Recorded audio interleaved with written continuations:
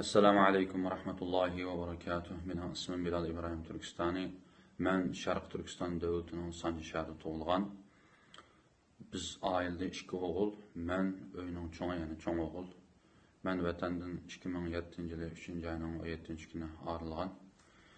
Ta bugunga qadar sirtda yashayapman, hozir yashayotgan davlatim bo'lsa Amerika Qo'shma Shtatlarida yana turayotgan o'rnim Virginia shtati Fairfax shahri.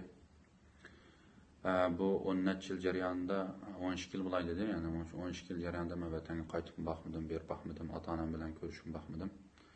Bizniki eng oxirgi qitim oilamizdagilar bilan shaxsan meniki ko'rishgan vaqtim 2016-yilning oxiri, ya'ni hozir taqriban yana 2 yildan oshibdi.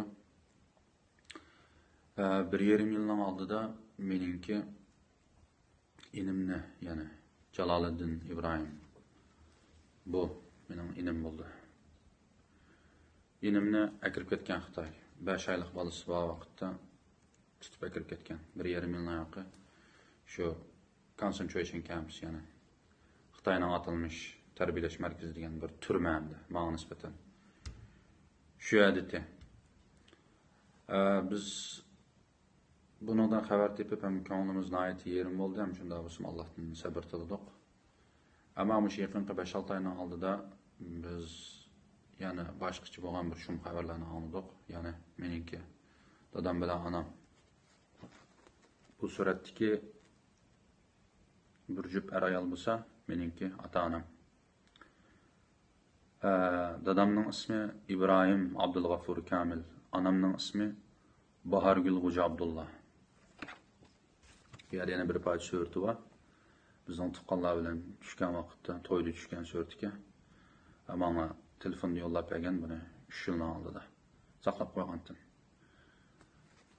Bularni shu Ramazonning oldida, shu 4-5 oyning oldida yerim kechida uxlayotgan vaqt, yerim kechida uyga bostirib kirib, bularni tutib olib ketgan, ko'zlarini etib, qo'llarini bog'lab, put-qo'llarini bog'lab.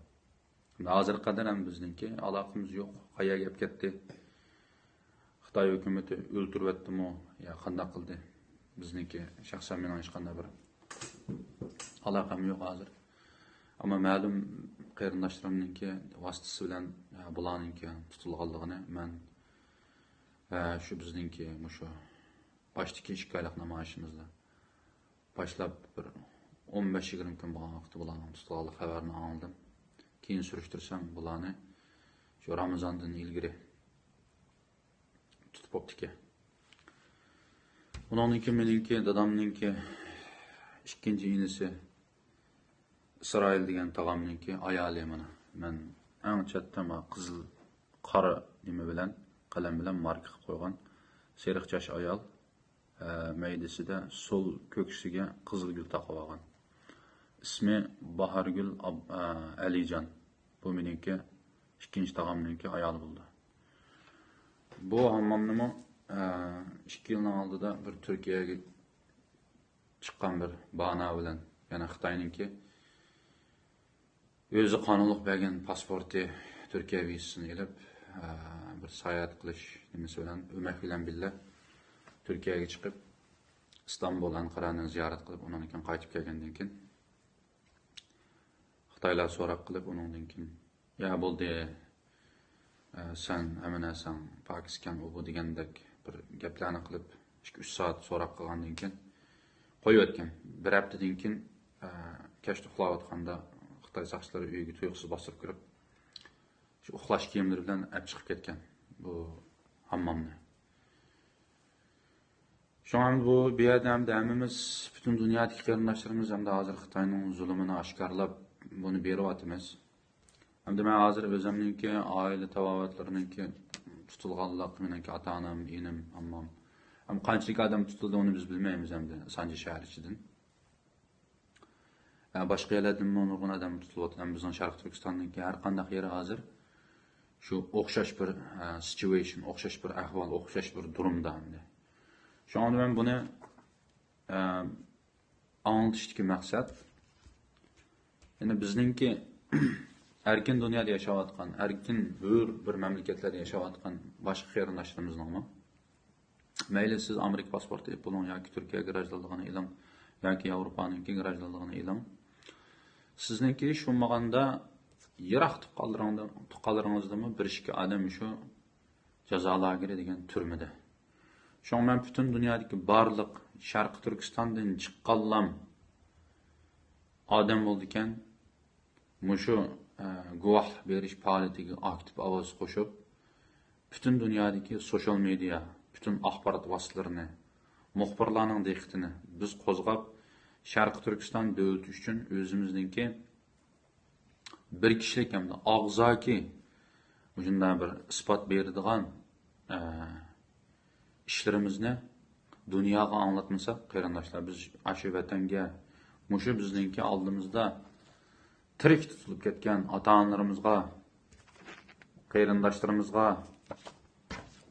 akfiklarimizga, ota-singillarimizga va boshqa oila a'zolarimizga biz yuz kelmaymiz. Birinchi vatanga, ona vatanga, ikkinchi mushu oila a'zolarimizga. Chunki biz shu vatanninki bolasi, shu vatanning avlodi. Bizning qo'limizdan hozir hech qanday narsa kelmagan bilan bu faqat Alloh subhanahu va taolo bizga gap qilishni iborat, so'z qilishni iborat bir so'zlash imkoniyatimizni buningda ayirib Şoň bütün dunyodagi qarindoshlarni men shunday bir chaqiriq qilamanki, bütün dunyodagi Sharq Turkistonlik musulmonlar, Sharq Turkistonlik qarindoshlar, mayli siz Uyg'ur bo'ling, Qozoq bo'ling, Qirg'iz yoki O'zbek yoki Tatar bo'ling. Shu besibilingan Xitoyningki atalmış nomi bilan atalgan Xinjiang deb qo'yib qo'yilgan shu Sharq Turkistonga ega chiqing. U zaminning ismi Sharq Turkiston. Şoň siz Sharq Turkistonning avlodi bo'lgansiz, mayli siz shu Turkiy millatlarning ichidagi qandoq millat bo'ling, siz bu guvohlikni berasiz. Bu guvohlikni bering.